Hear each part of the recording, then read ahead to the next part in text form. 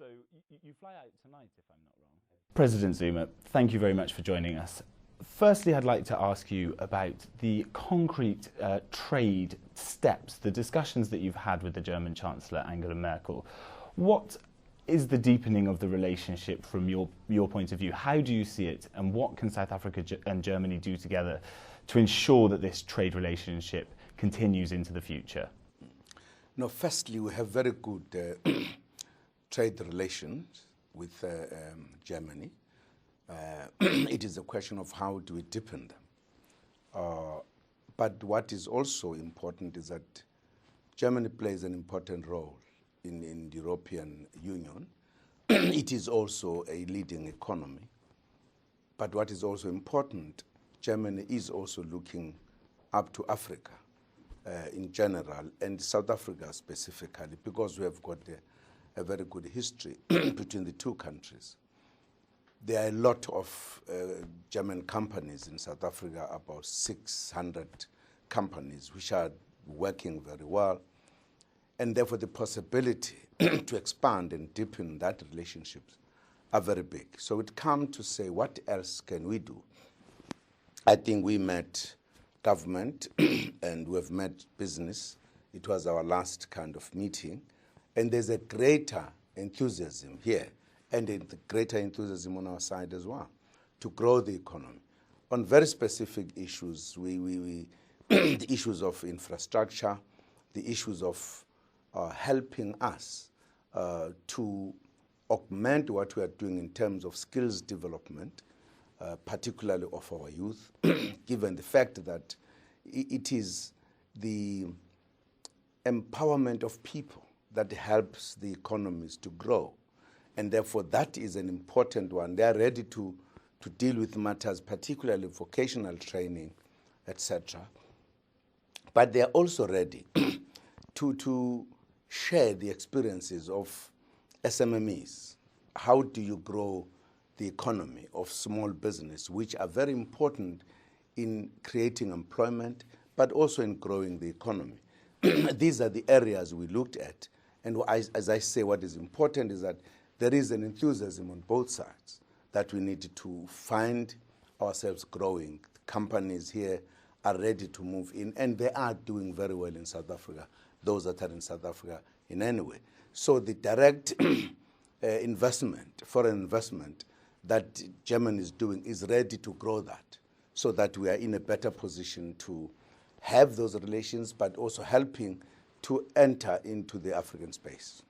Indeed. So let me pick you up on the SMEs, the small and medium-sized enterprises. Germany has certainly not shied away from their bigger companies, the big automakers, etc., investing.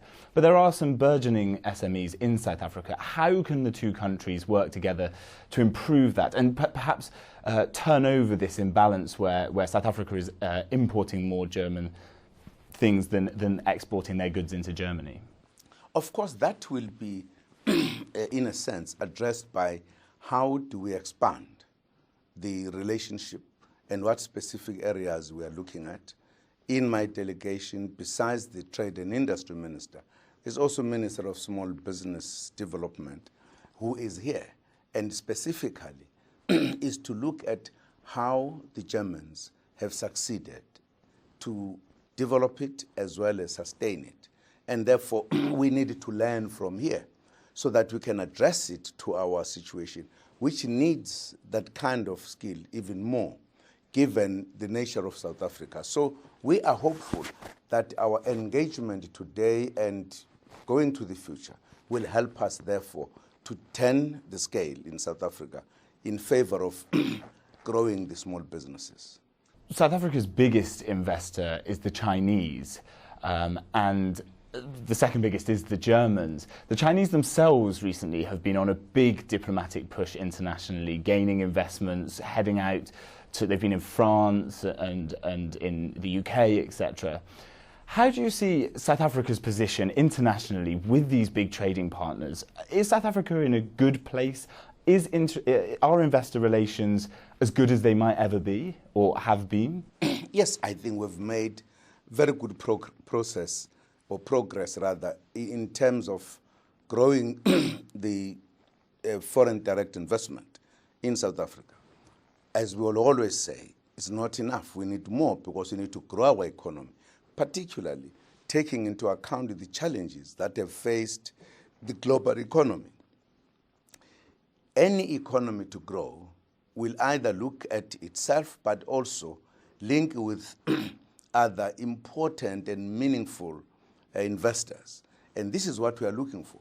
And therefore, the coming of the foreign direct investment in South Africa, whether they come from China or Germany, is a welcomed kind of development because we want to grow the economy. And South Africans as well are very conscious that they need to participate in that growth so that it benefits both sides. That is not a one-way kind of situation. This is what we are discussing with the Germans, that we can't allow a kind of interaction economically that is not balanced. It needs to benefit both. That's what we are also doing with the Chinese.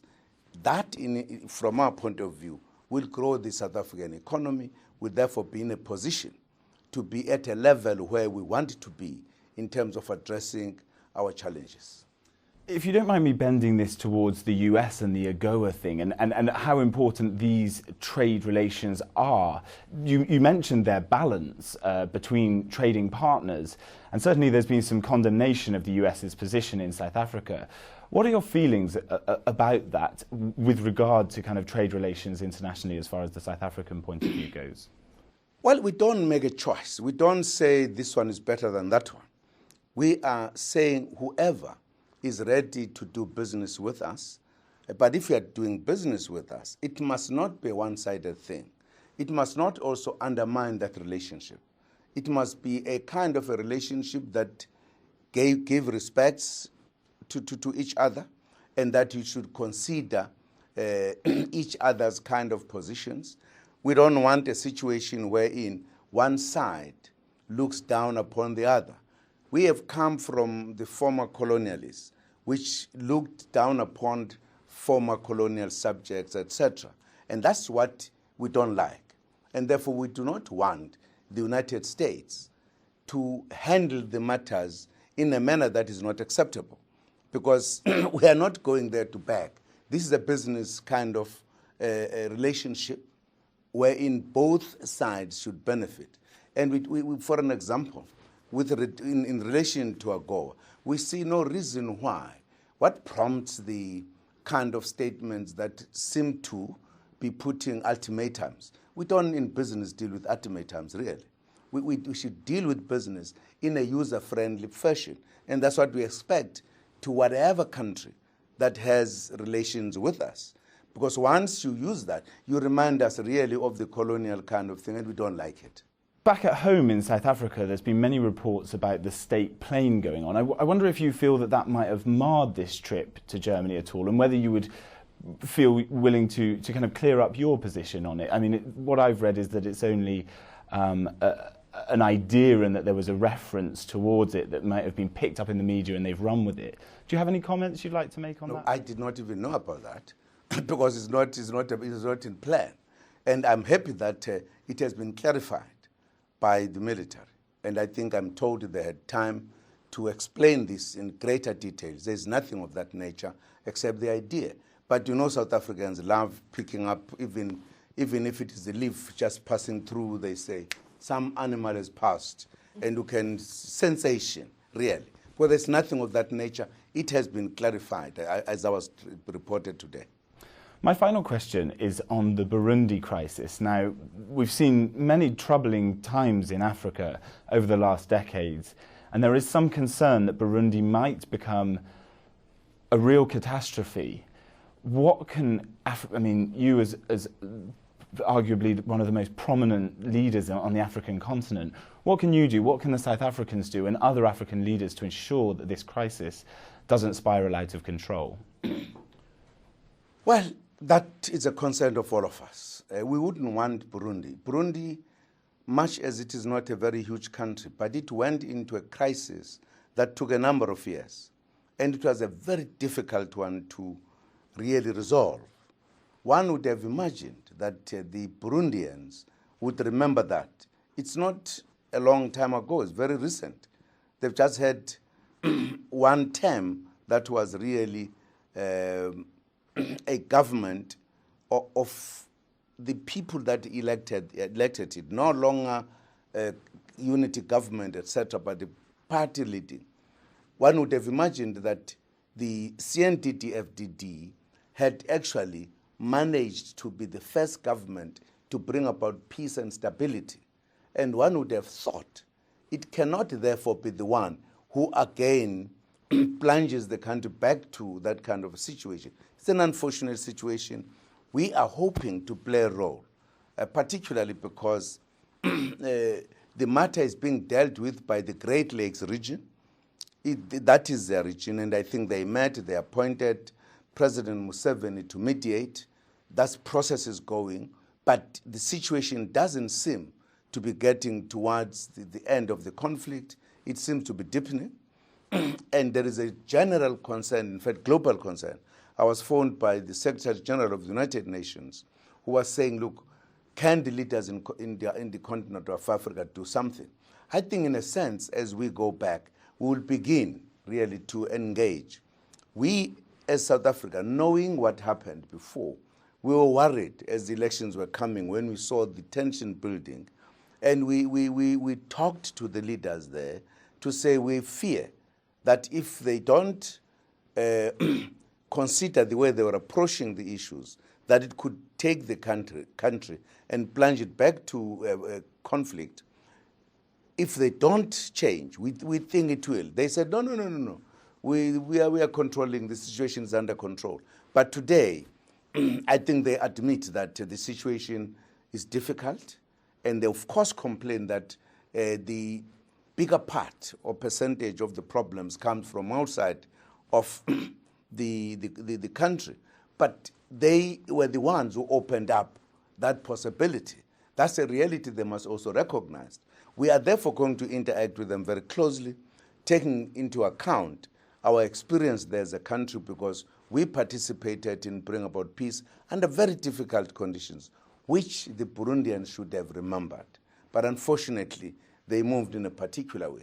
I think it is important for the Burundians that at this point in time, they should take very serious steps to ensure that they stop the country from falling into the big dish again.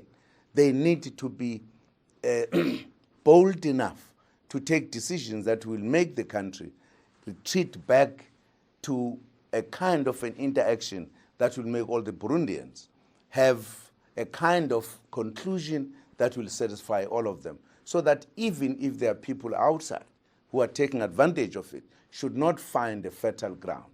They should it actually partly in the hands of the Burundians, with us, of course, helping them. Quite useful and beneficial.